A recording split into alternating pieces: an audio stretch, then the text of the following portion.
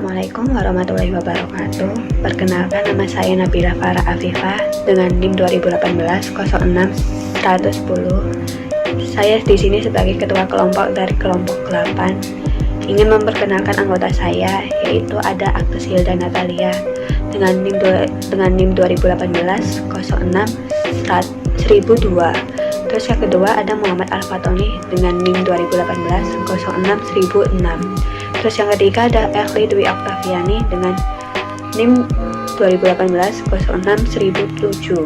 Terus ada Destalina Ainur dengan NIM 2018 06 1008. Yang terakhir ada Vera Aprilia dengan NIM 2018 06 1009. Tujuan penugasan ini untuk memenuhi tugas kuis hukum sumber daya laut Fakultas Hukum Universitas Hang Tuah dengan dosen pengampu Budita Birahayu SHMH.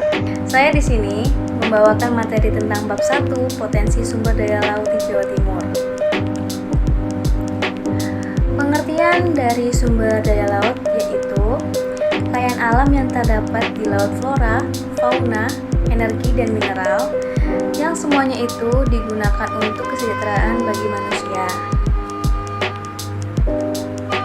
Salah satu sumber daya lautnya yaitu terumbu karang yang berfungsi sebagai penahan gelombang laut agar tidak terjadi abrasi dan menetralisir zat racun di perairan.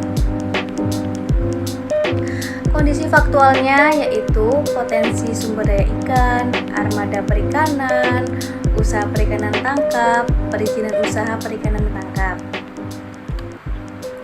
Pengelolaannya yaitu sudah diatur dalam Peraturan Menteri Nomor 30 Tahun 2010 tentang pedoman pengelolaan sumber daya di wilayah laut.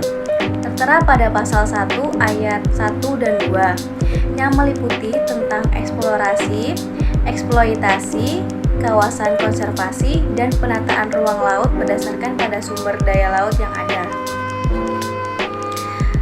Kemudian ada kewajiban daerah berdasarkan Permendagri Nomor 30 Tahun 2010. Tertera pada pasal 4 ayat 1, 2, dan 3. Kemudian pasal 2-nya sudah tertera pada ayat 1 dan 2. Sumber konfliknya yaitu adanya kesenjangan teknologi penangkapan ikan, persepsi yang berbeda terhadap otonomi daerah, pelanggaran jalur penangkapan, penjaharan rumon, penggunaan alat dan bahan yang tidak ramah lingkungan, kemudian yang terakhir belum optimalnya pengawasan dan penegakan hukum. Bagaimana sih cara menangani konfliknya? Yaitu bisa kita gunakan dengan adanya penegakan hukum, kesepakatan damai, sosialisasi peraturan daerah, kesepakatan kerjasama lintas kabupaten atau kota, pembentukan kelompok masyarakat pengawasan daerah, dan bisa juga membangun pos keamanan perikanan dan kelautan terpadu. Kemudian saya di sini menjelaskan sebagai contoh di daerah Kenjeran. Bagaimana sih cara melestarikan lingkungan di daerah sekitar Kenjeran? Yang pertama, saya akan membawakan contohnya dengan menanam pohon bakau, membuat tanggul pemecahan ombak, tidak membuang sampah ke laut, menyediakan tempat sampah di sekitar pantai, dan melakukan reklamasi laut untuk menanam hutan bakau di sekitar pantai, memberikan sanksi bagi pengunjung yang membuang sampah sembarangan, dan memberikan himbauan dengan spanduk di sekitar mengenai menjaga kebersihan pantai. Dan yang terakhir, saya akan menjaga cagar alam di sekitar pantai untuk melestarikan hewan-hewan yang di sekitar pantai. Kemudian selanjutnya yang bab 2 akan dilanjutkan oleh teman saya yang bernama Nabila Farah Afifah dan Destalina Ainur. Terima kasih. Assalamualaikum warahmatullahi wabarakatuh. Saya Nabila Farah Afifah. Di sini saya akan menjelaskan tentang pengelolaan wilayah pesisir dan pulau-pulau kecil. Pengertian konservasi sumber daya laut. Konservasi sumber daya laut merupakan suatu upaya pencegahan kerusakan dan perbaikan keanekaragaman hayati dan biota laut. Di Indonesia sendiri, ada beberapa titik yang dijadikan tempat konservasi. Di antaranya ada Papua, Laut Banda, Timur Laut Sulawesi, Selat Makassar, Laut Arafura, dan Selat Malaka. Tiap-tiap wilayah ini akan ditentukan prioritasnya agar tindakan konservasi yang dilakukan sesuai dengan yang dibutuhkan, sebagaimana diatur dalam PP nomor 60 tahun 2007 tentang konservasi daya ikan, bahwa pengelolaan kawasan konservasi perairan ini berpijak pada dua paradigma baru, yaitu pengelolaan pengawasan kawasan kewenangan pemerintah pusat menjadi kewenangan pemerintah daerah sesuai dengan kawasan konservasi yang berada di wilayahnya. Pengelolaan konservasi sumber daya laut sebagaimana diatur dalam pasal 1 Permendagri nomor 30 tahun 2010 tentang pedoman pengelolaan sumber daya di wilayah laut menjelaskan pengelolaan sumber daya laut adalah segala upaya manfaat sumber daya laut. Sumber daya laut ini adalah sebagai unsur hayati dan non-hayati yang terdapat di wilayah laut dan dapat digunakan untuk meningkatkan kesejahteraan manusia. Terus yang kedua, pengelolaan sumber daya di wilayah laut ini meliputi 1. Eksplorasi. Eksplorasi ini adalah kegiatan atau penyelidikan potensi kekayaan sumber daya laut, pelaksanaannya didasarkan pada kondisi lingkungannya. Terus yang kedua, eksploitasi. Eksploitasi adalah kegiatan atau usaha pemanfaatan sumber daya laut yang pelaksanaannya harus didasarkan pada daya dukung lingkungannya. Terus yang ketiga, ada kawasan konservasi. Kawasan konservasi adalah bagian tertentu laut yang mempunyai ciri khas sebagai satu kesatuan ekosistem yang dilindungi, dilestarikan, yang pemanfaatannya dilakukan untuk mewujudkan pengelolaan secara berkelanjutan. Prinsip-prinsip pengelolaan konservasi. Prinsip-prinsipnya ada 1.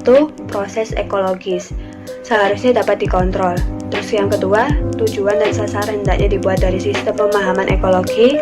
Yang ketiga, ancaman luar hendaknya dapat diminimalkan dan manfaat dari luar dapat dimaksimalkan.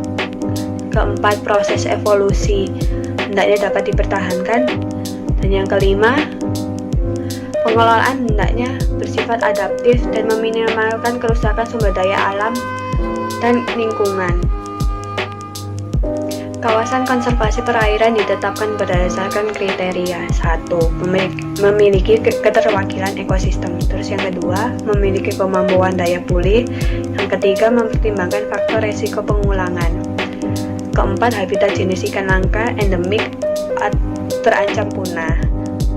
Terus yang kelima, memiliki keanekaragaman hayati perairan yang tinggi. Keenam, merupakan wilayah pemijahan, pembesaran, dan ruang bagi biota perairan. Dan ketujuh, mempunyai kondisi biota dan fisik lingkungan perairan yang masih alami. Kewenangan pengelolaan yang diatur dalam pasal 2. Kewenangan ini yaitu berupa 1. Daerah berwenang mengelola sumber daya di wilayah laut sesuai kewenangannya.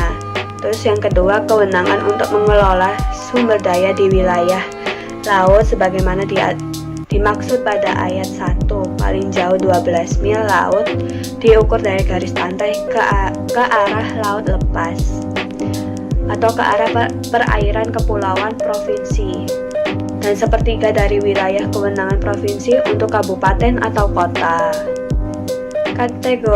Kategori kawasan konservasi menurut pasal 4 Permen KP 17 tahun 2008 tentang kawasan konservasi di wilayah pesisir dan pulau-pulau kecil menyatakan kategori kawasan konservasi yaitu sebagai berikut. Kategori kawasan konservasi pesisir dan pulau-pulau kecil ini terdiri dari kawasan konservasi pesisir dan pulau-pulau kecil. Selanjutnya disebut KKP 3K. Terus yang kedua, kawasan konservasi maritim, yaitu selanjutnya disebut KKM. Yang ketiga, kawasan konservasi perairan, yang selanjutnya disebut KKP. Dan sempadan pantai. KKP dan sempadan pantai sebagaimana dimaksud pada ayat 1 huruf C dan D diatur dengan peraturan menteri tersendiri. Materi selanjutnya akan dilanjutkan oleh teman saya, yaitu Destalina Ainur. Selanjutnya, berdasarkan RZPP Surabaya, kawasan pesisir timur pada umumnya merupakan pantai yang berlumpur dan berhadapan langsung dengan Selat Madura. Wilayah daratan sebagian besar didominasi oleh kegiatan wisata, permukiman nelayan, perikanan, dan ekosistem hutan mangrove. Sedangkan wilayah perairannya terbatas untuk melakukan kegiatan penangkapan ikan, alur kegiatan wisata bahari, zona pelatihan penembakan, dan ranjau laut. Peruntukan masing-masing bagian wilayah pesisir Kenjeran adalah: yang pertama, kawasan strategis di wilayah pesisir kota Surabaya terdiri atas kawasan kaki jembatan, wilayah Suramadu sampai Pantai Kenjeran di Kecamatan Bulak dengan luas area mencapai kurang lebih 165. Fungsi ruang kawasan strategis ini dapat menampung kegiatan pelayanan umum, perdagangan dan jasa berskala kota hingga regional.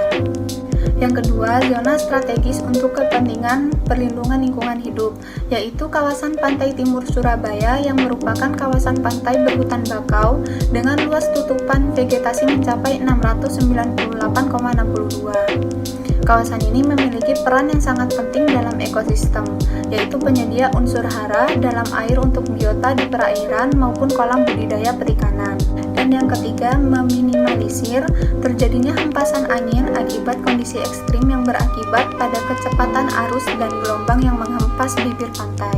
Dalam pasal 1 Permendagri nomor 30 tahun 2010 tentang pedoman pengelolaan sumber daya di wilayah laut, menjelaskan pengelolaan sumber daya laut adalah segala upaya pemanfaatan sumber daya laut adalah unsur hayati, non-hayati yang terdapat di wilayah laut dan dapat digunakan untuk meningkatkan kesejahteraan manusia.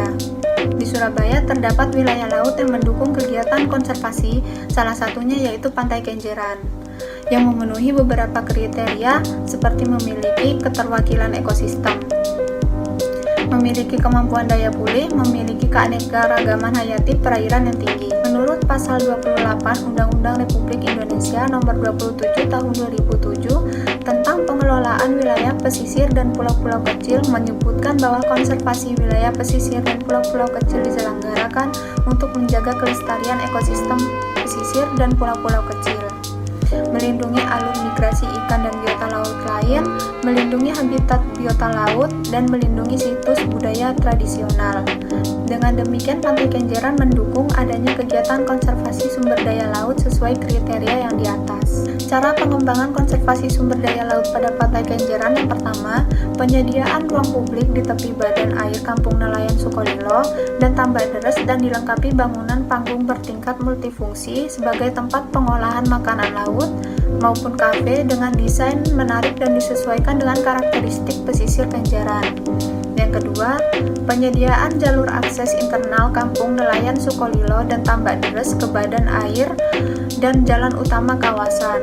Yang ketiga, pengadaan program penghijauan sempadan pantai dan koridor jalur akses internal Kampung Nelayan Sukolilo Kenjeran.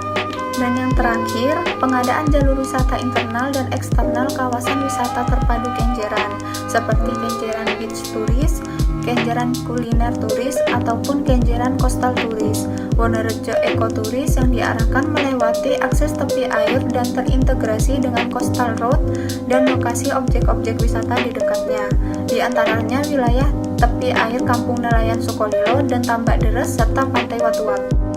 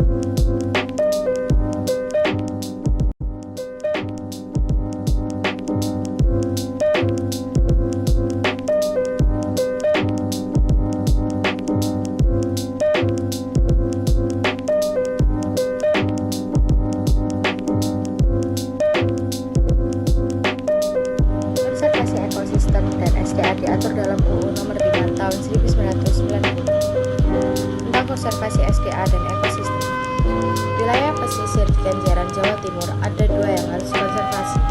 Yang pertama, spesies yang di pesisir Kenjeran seperti jenis ikan herring, snapper, gran, dan borges. Yang kedua adalah habitat atau kawasan Kenjeran dibagi menjadi dua zona. Yang pertama, neretik zona.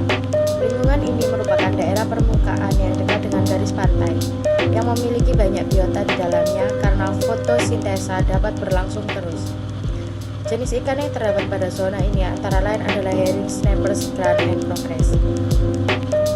Yang kedua adalah oceanic zona, daerah di perairan yang relatif jauh dari garis pantai.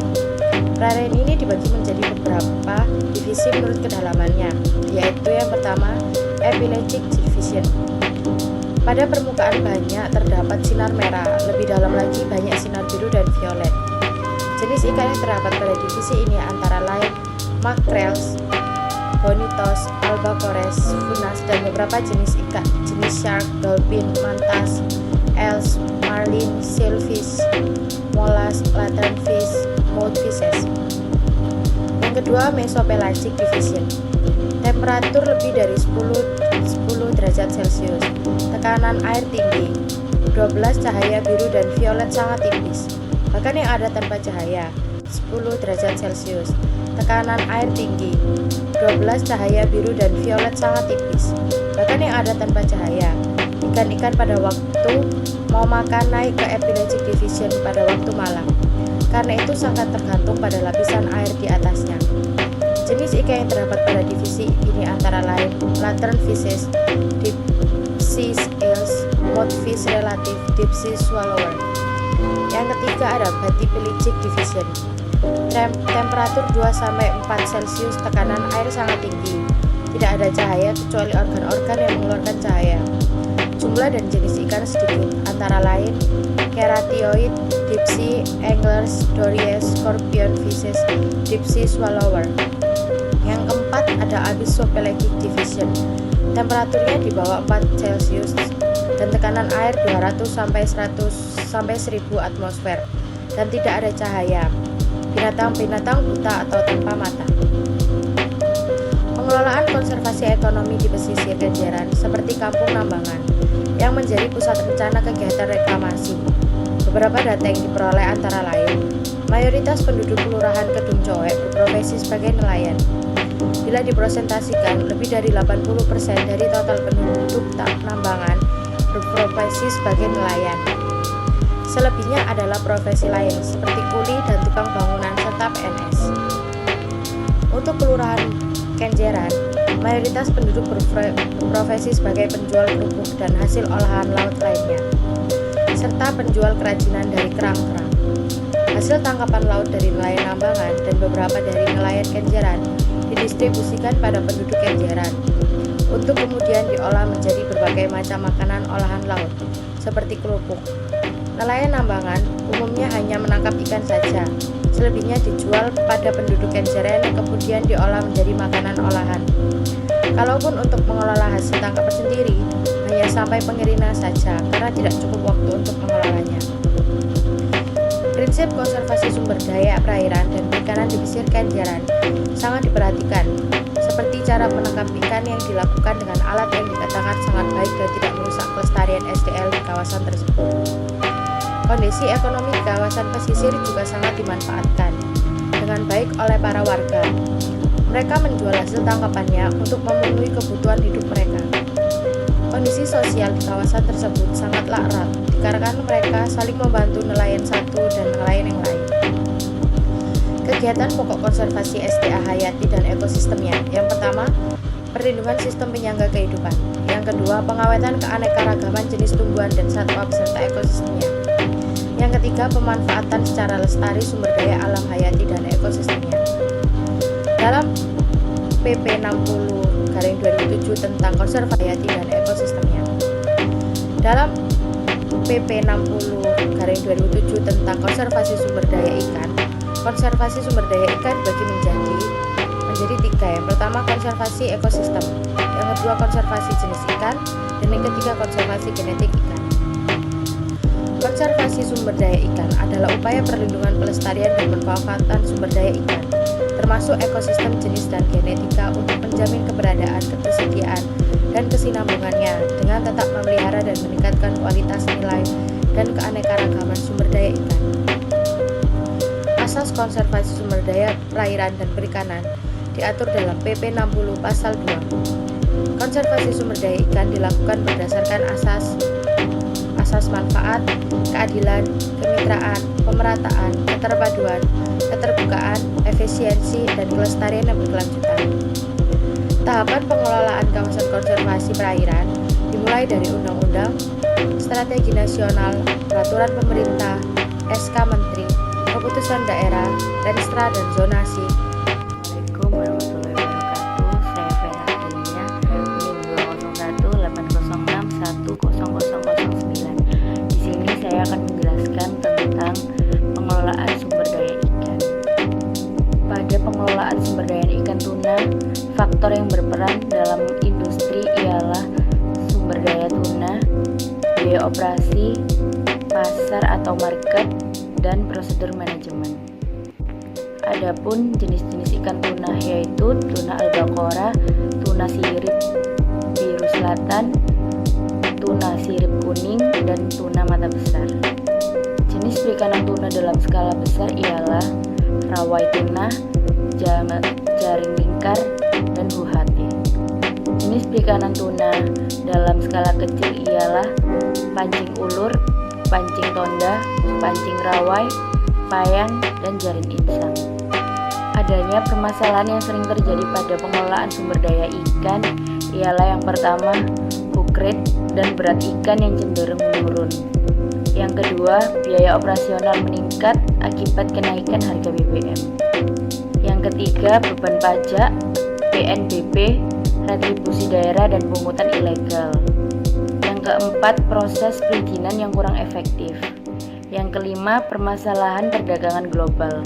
Yang keenam, permasalahan non-teknis armada tuna. Di sini saya juga akan menjelaskan tentang pengelolaan sumber daya ikan di wilayah Kenjeran, Surabaya. Kenjeran merupakan salah satu pesisir pantai yang membatasi wilayah kota Surabaya. Sesuai dengan letak dan kondisi geografis pantai Kenjeran yang berupa pesisir pantai, maka sangat mempengaruhi terhadap sumber mata pencaharian pokok bagi kehidupan masyarakat di sekitar wilayah pantai Kenjeran, Surabaya, yaitu sebagai nelayan. Dengan hasil yang diperoleh oleh nelayan antara lain kerang, jangkang, udang, kepiting, ikan. Fasilitas yang dipunyai demi kelangsungan perikanan di wilayah Kenjeran, Surabaya adalah perahu, jaring, dan pancing. Nelayan juga menjual hasil tangkapannya dan diolah dengan berbagai macam olahan seperti ikan asap, terasi, kerupuk ikan, dan dijadikan masakan yang siap dihidangkan. Dengan hasil tangkapannya, nelayan juga membuka usaha seperti olahan hasil laut, diantaranya yaitu usaha kerupuk terung, kerupuk teripang, keripik kentang udan, dan lain-lain. Bukan hanya itu, mereka juga menjual hasil kerajinan dari kulit kerang yang sudah dibersihkan. Mereka juga menjadikan kulit kerang itu sebagai tempat tisu, hiasan dinding, tirai, dan lain-lain. Kenjeran mampu merintis dan mengembangkan usaha mandiri dengan memanfaatkan sumber daya alam dan sumber daya manusia di wilayah tersebut.